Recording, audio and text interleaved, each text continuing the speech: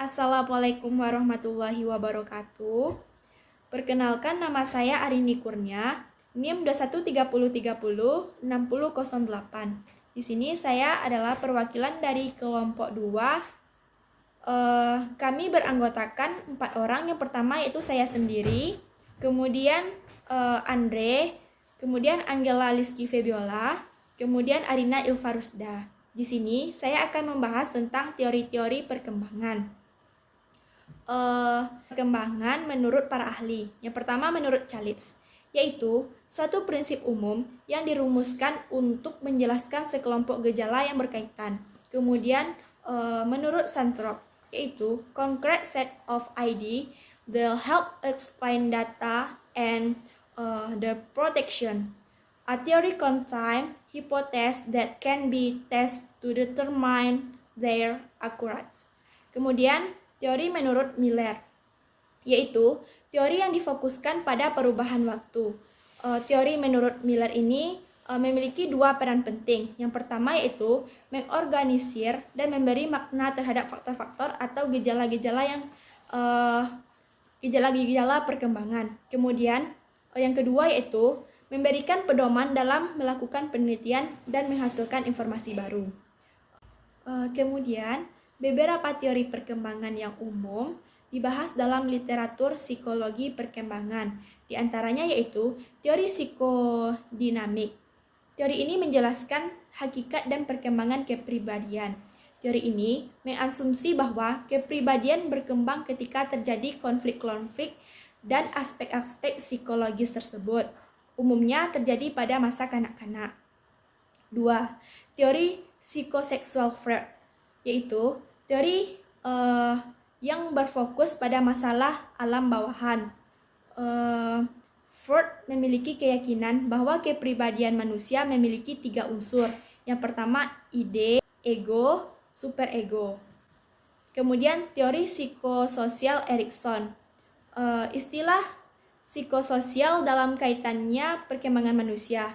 Menurut teori psikososial Erikson, kepribadian terbentuk ketika seseorang melewati tahap psikososial sepanjang hidupnya, dan perkembangan manusia dibedakan berdasarkan kualitas ego. Tahap psikososial menurut Erikson ada 8 tahap. Yang pertama yaitu tahap kepercayaan dan ketidakpercayaan, terjadi selama tahun pertama kehidupan atau masa bayi. Kemudian tahap otonomi dengan rasa malu dan ragu, terjadi pada akhir masa bayi dan masa baru pandai berjalan. Kemudian yang ketiga yaitu tahap praaksara dan rasa bersalah, terjadi selama prasekolah.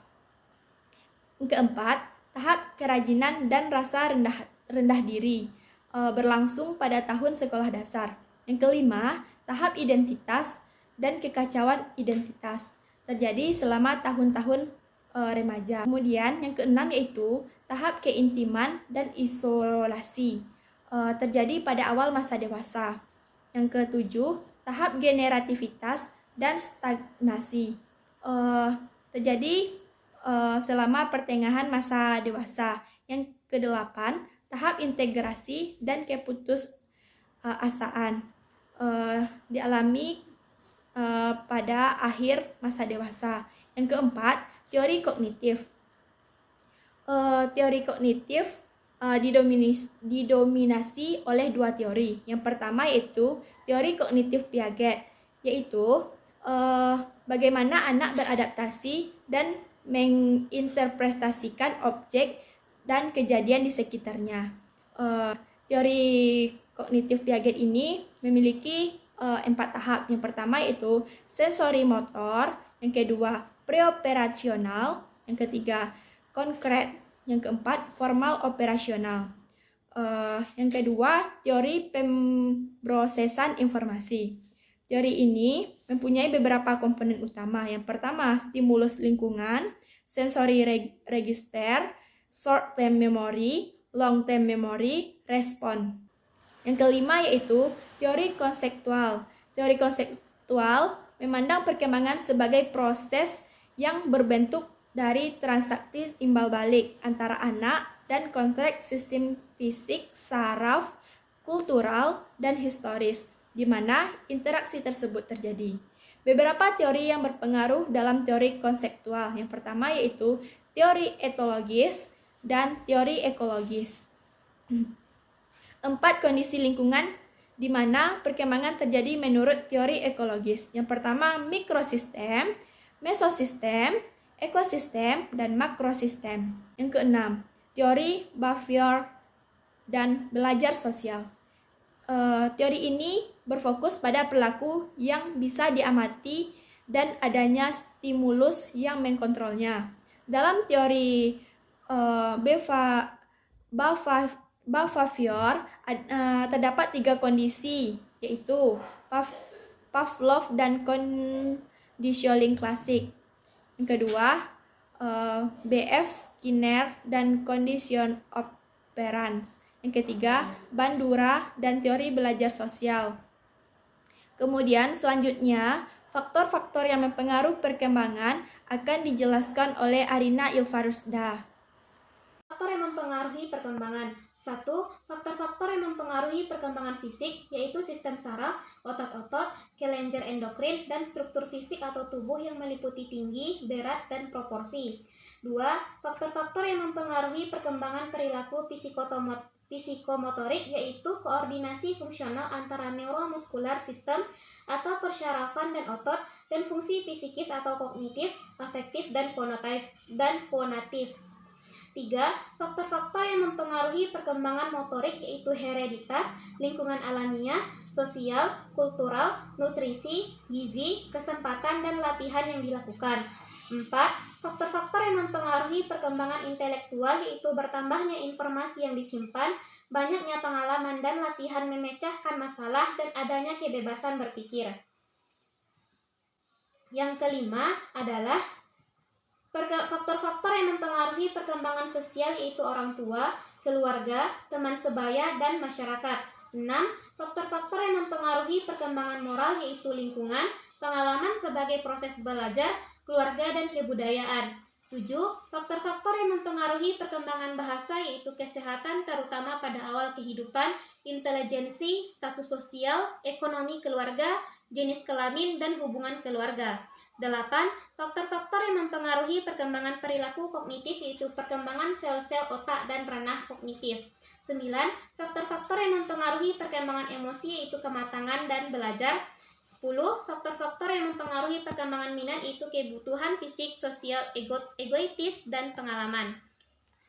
Selanjutnya, tugas-tugas perkembangan akan dijelaskan oleh Andre. Kepada Andre disilahkan. 1. Belajar keterampilan fisik yang diperlukan dalam permainan. 2. Pengembangan sikap yang menyeluruh terhadap diri sendiri dan individu yang sedang berkembang. 3. Belajar berkawan dengan teman sebaya.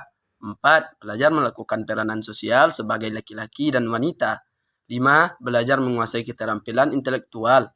6. Pengembangan konsep-konsep yang diperlukan dalam kehidupan sehari-hari. 7. Pengembangan moral nilai dan hati nurani. 8. Memiliki kemerdekaan sosial. 9. Pengembangan sikap terhadap lembaga dan kelompok sosial. Kemudian selanjutnya untuk perkembangan fisik anak dan kognitif anak akan dijelaskan oleh Angela Liski Febiola. Kepada Angel disilahkan. Perkembangan fisik dan kognitif anak. A. Perkembangan fisik atau motorik yaitu proses tumbuh kemampuan gerak seorang anak. Perkembangan fisik meliputi perkembangan motorik kasar dan perkembangan motorik halus. B. Perkembangan kognitif. Kognitif secara umum diartikan potensi intelektual yang terdiri dari tahapan pengetahuan, pemahaman, penerapan, analisa, sintesa, dan evaluasi. Kognitif dia berarti persoalan yang menyangkut kemampuan untuk mengembangkan kemampuan rasional atau akal. Hanya itulah presentasi dari kelompok 2 mengenai psikologi perkembangan anak, yaitu materi perkembangan individu. Apabila ada salah dan janggal, saya mohon maaf. Wabillahi taufiq wal hidayah. Assalamualaikum warahmatullahi wabarakatuh.